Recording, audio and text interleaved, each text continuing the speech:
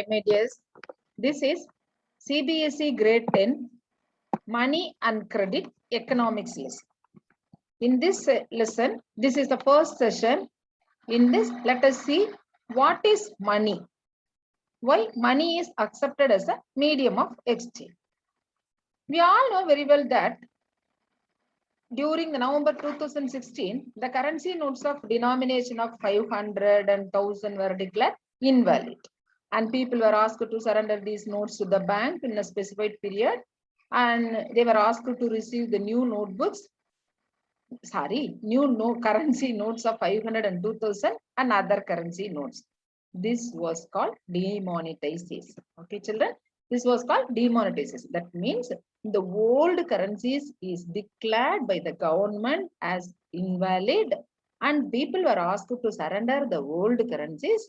I mean, old 1500 and 100 rupees currencies. Then they can get back the 500 and 2000 new currencies. This was called demonetization. What is monetization? Why people immediately after the government declared that the currency is invalid, how it becomes invalid, why it is being valued, let us see.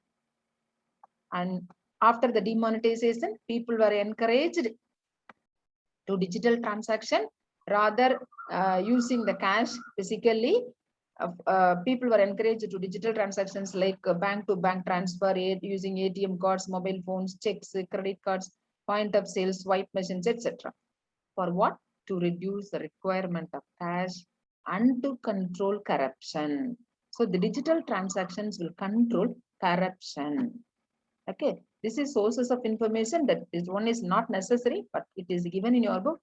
So you may have one word answers. I have consolidated this thing. The sources of information. What are the sources of information? Where from we have got the details of these things?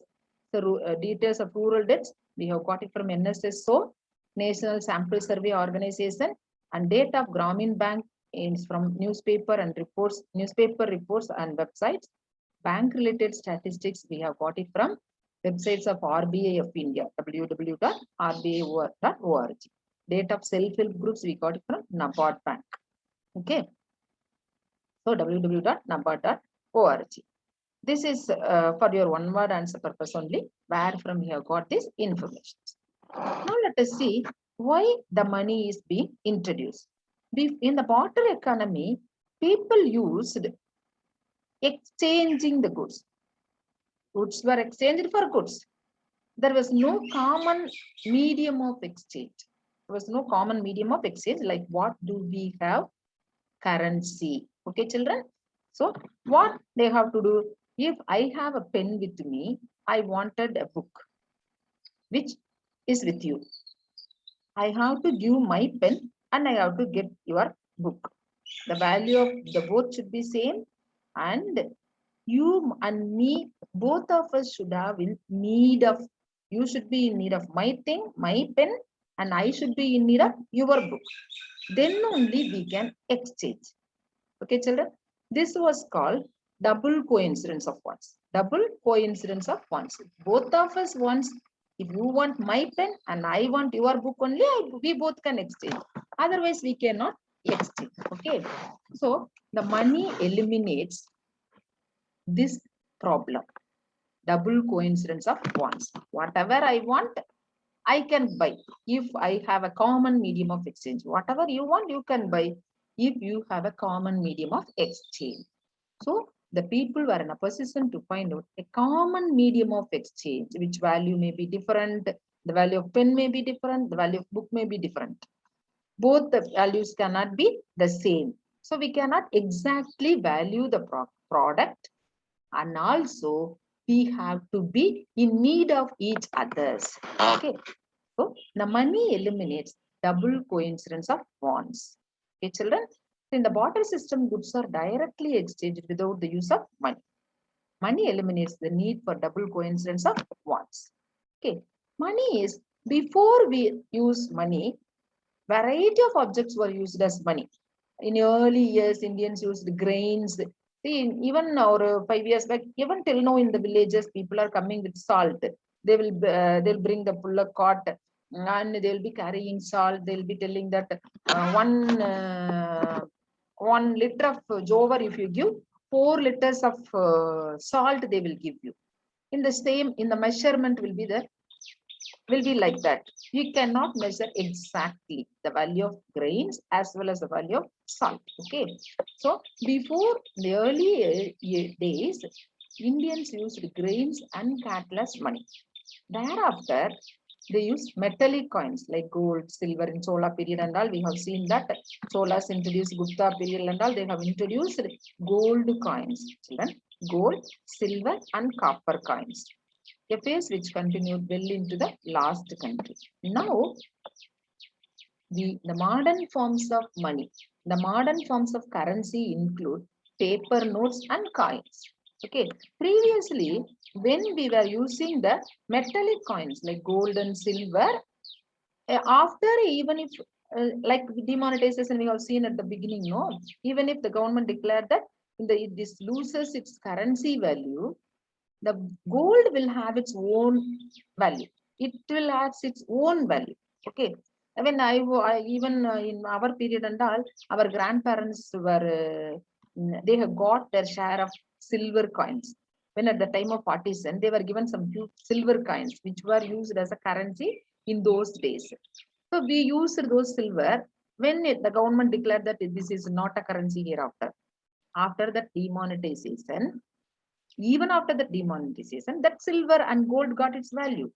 We exchanged that silver coin for the anklet.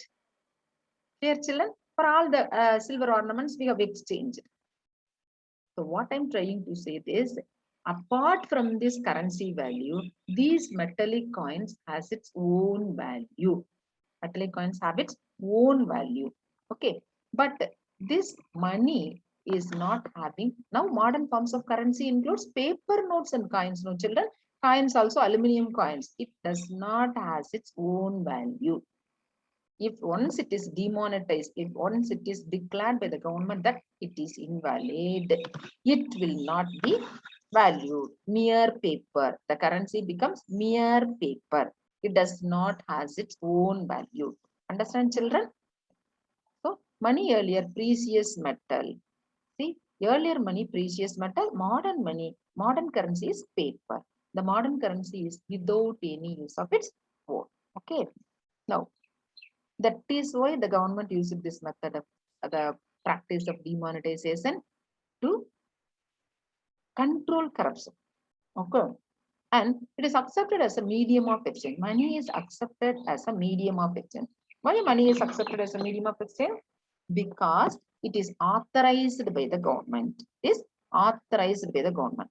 Unless otherwise government authorizes, nobody will accept that payment.